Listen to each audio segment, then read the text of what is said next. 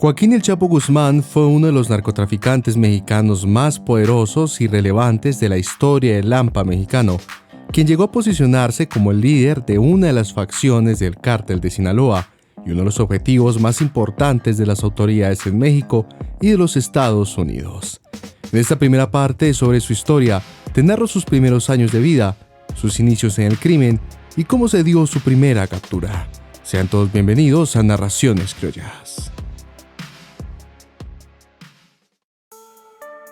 Joaquín Archibaldo Guzmán Loera nació el 4 de abril de 1957 en una familia de muy bajos recursos en la comunidad rural de La Tuna, Badiraguato, en Sinaloa, siendo sus padres Emilio Guzmán y María Consuelo Loera, teniendo 2 hermanos menores más 4 hermanos menores, aunque se cree que tuvo también 3 hermanos mayores cuyos nombres no se mencionan porque murieron cuando él era muy joven. Si bien son pocos los detalles que se conocen sobre la crianza de Guzmán, se dice que de niño vendía naranjas, pero que tuvo que abandonar la escuela en 3er grado para trabajar con su padre, dando como resultado que fuera un analfabeto funcional, ya que la escuela más cercana a su casa estaba a varios kilómetros de distancia de esta.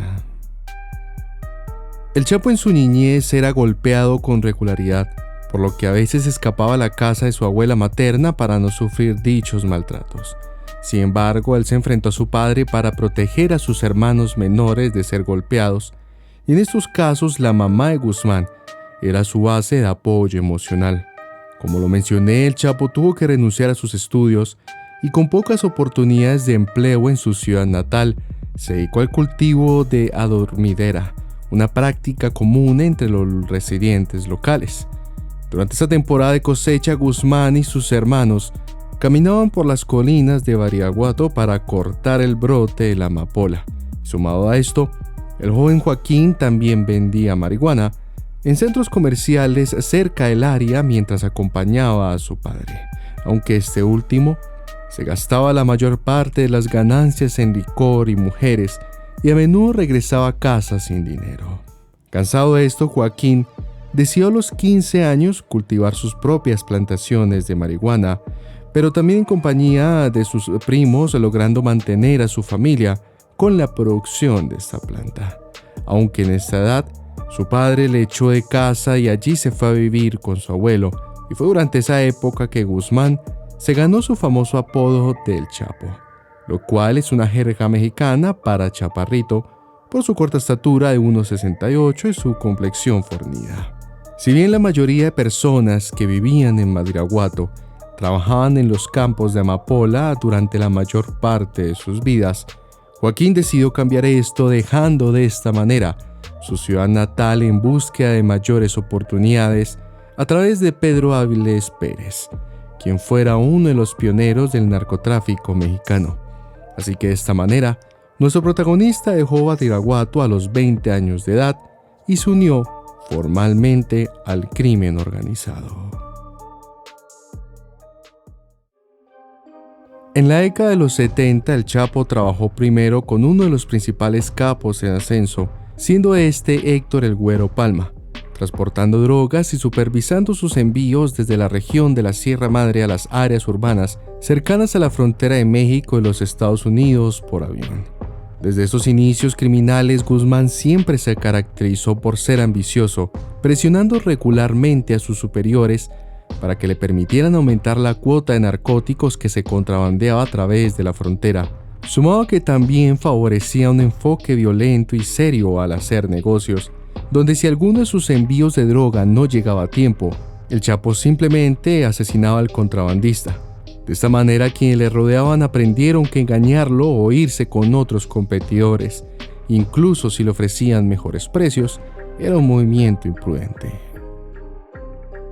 Ante esto, a los líderes del cártel de Guadalajara les gustó la perspicacia comercial del Chapo, así que a principios de los 80 lo presentaron ante Miguel Ángel Félix Gallardo, el principal capo de la droga en México en ese entonces, quien le dio trabajo como su chofer. Pero luego Joaquín fue puesto a cargo de la logística, coordinando envíos de droga desde Colombia a México por tierra, aire y mar, ganando de esta manera suficiente prestigio, trabajando directamente para Félix Gallardo. Para el 89, Félix Gallardo fue arrestado y mientras estaba en la cárcel, el capo a través de varios enviados convocó a una cumbre de narcos en Acapulco, Guerrero. En dicho cónclave, Guzmán y otros discutieron el futuro del narcotráfico en México y acordaron dividir los territorios que antes pertenecían al cártel de Guadalajara, y en esta división se formó el cártel de Sinaloa con la costa del Pacífico, con los traficantes Ismael El Mayo Zambada, el Güero Palma y el Chapo Guzmán a la cabeza. El Chapo específicamente estaba a cargo de los corredores de drogas en Tecate, Baja California y Mexicali,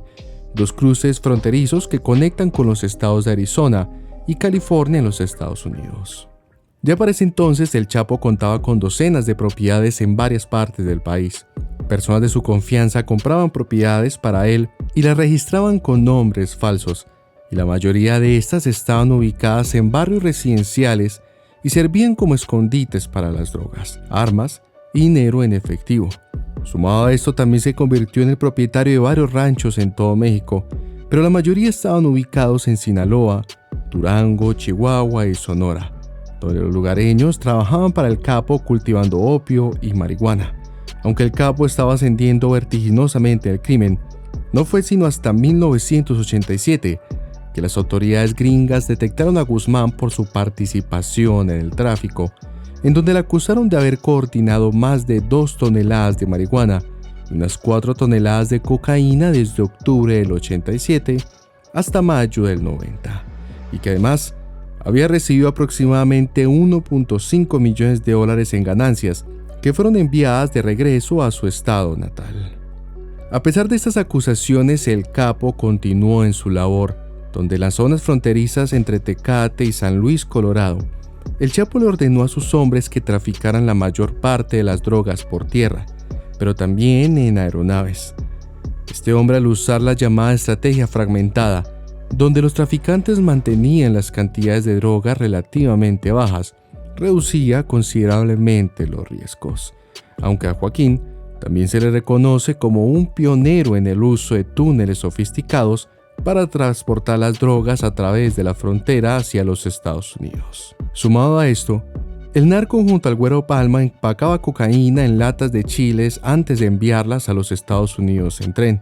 Ya cuando recibía los pagos por esta droga en los Estados Unidos, el efectivo era trasladado en envíos desde los Estados Unidos a México, donde agentes de aduanas corruptos en el aeropuerto se aseguraban que las entregas no fueran revisadas por otros agentes.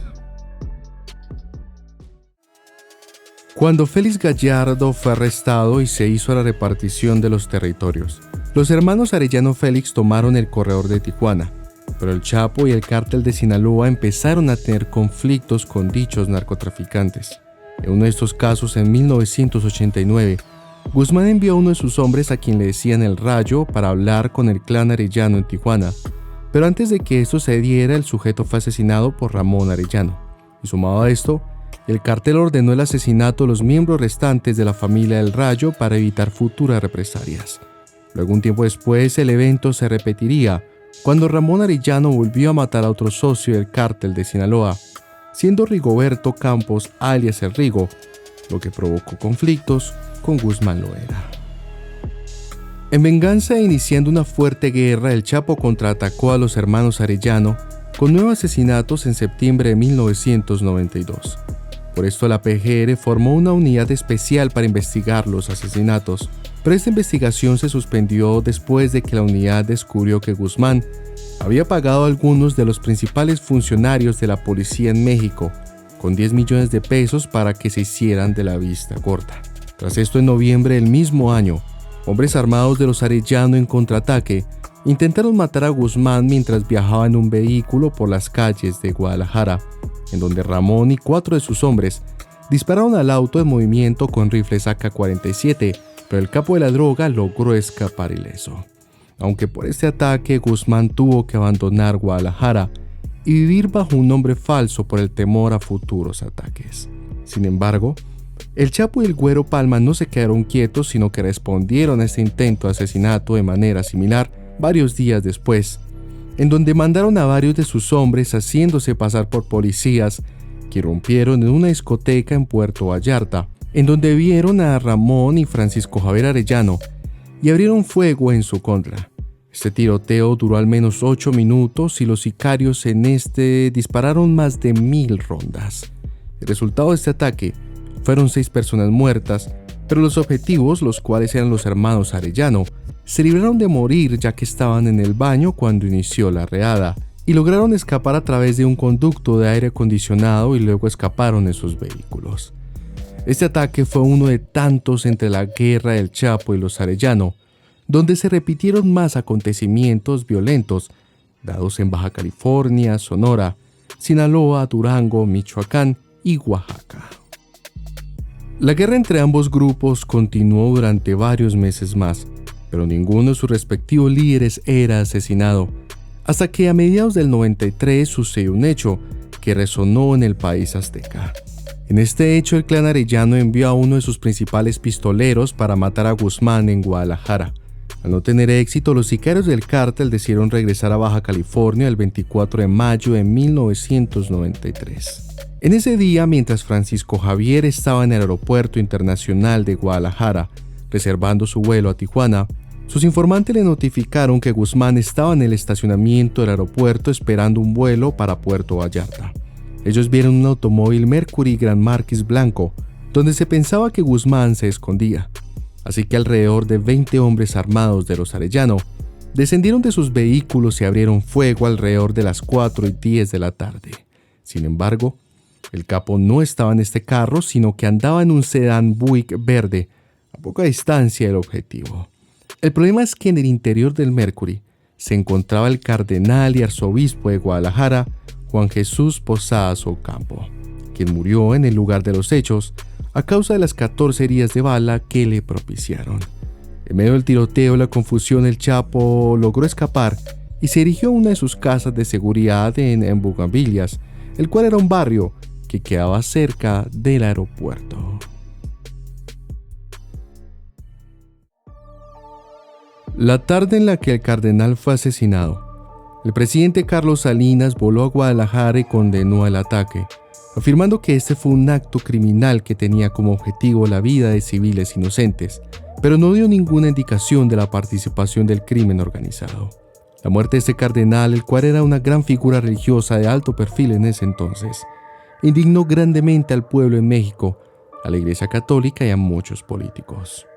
Como respuesta a este asesinato, el gobierno respondió llevando a cabo una cacería humana masiva para arrestar a las personas involucradas en el tiroteo y ofreció recompensas de $5 millones para la captura de estos hombres. En esto, imágenes del rostro del Chapo Guzmán previamente desconocidas para el público comenzaron a aparecer en periódicos y televisión en todo México. Temiendo por su captura, Guzmán huyó a Tonalá, Jalisco, donde se cree era dueño de un rancho. Luego el capo huyó a Ciudad de México y se quedó allí en un hotel durante unos 10 días. Y tras esto se reunió con uno de sus asociados, al cual le entregó $200 millones para que pudiera ayudar a su familia en caso de que se ausentara, y le dio la misma cantidad a otro de sus empleados para que se asegurara de que el cártel de Sinaloa llevara a cabo de sus actividades cotidianas sin ningún problema, en caso de que él se ausentara por algún tiempo. Después de obtener un pasaporte con el nombre falso de Jorge Ramos Pérez, Guzmán se fue para Chiapas y luego abandonó el país para establecerse en Guatemala en junio del 93. Su plan era moverse a través del país y varios de sus guardaespaldas para establecerse en El Salvador, y si bien durante su viaje las autoridades mexicanas y guatemaltecas estaban rastreando sus movimientos, Guzmán le pagó a un oficial militar guatemalteco $1.2 millones para que le permitiera esconderse al sur de la frontera mexicana. Sin embargo, este funcionario anónimo pasó información sobre el paradero de Guzmán a las fuerzas del orden, generando que el 9 de junio del año ya mencionado, el Chapo fuera arrestado por primera vez por las autoridades de dicho país en un hotel cerca de la frontera entre Guatemala y México. Posterior a esto, fue extraditado a México 2 días después en un avión militar, y cuando llegó a su país le encerraron en la cárcel conocida como La Palma o el Altiplano, siendo condenado en ese centro penitenciario a pagar 20 años de cárcel por los cargos de tráfico de drogas, asociación delictuosa y cohecho. Ya un par de años después, en noviembre del 95, Le trasladaron a otra prisión de máxima seguridad, siendo esta el Cerezo número 2, conocido como Puente Grande en Jalisco. En un principio le condenaron por la posesión de armas de fuego, tráfico de drogas y el asesinato del cardenal Ocampo, pero este cargo fue desestimado posteriormente por otro juez.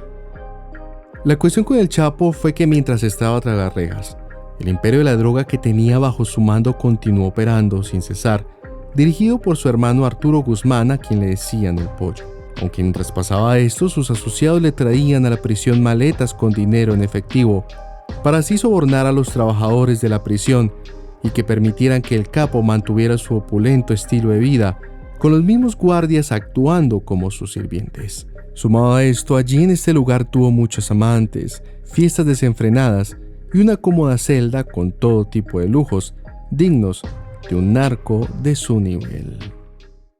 Hasta aquí la primera parte de la historia del poderoso Chapo Guzmán. Continúa pendiente de nuestro canal para que no te pierdas la continuación de esta historia y no te pierdas ningún detalle de la vida criminal de uno de los personajes criminales más relevantes de la historia del Lampa mexicano. Espero que te haya gustado este video. No olvides suscribirte a nuestro canal para que no te pierdas nuestro contenido aquí en Narraciones Criollas.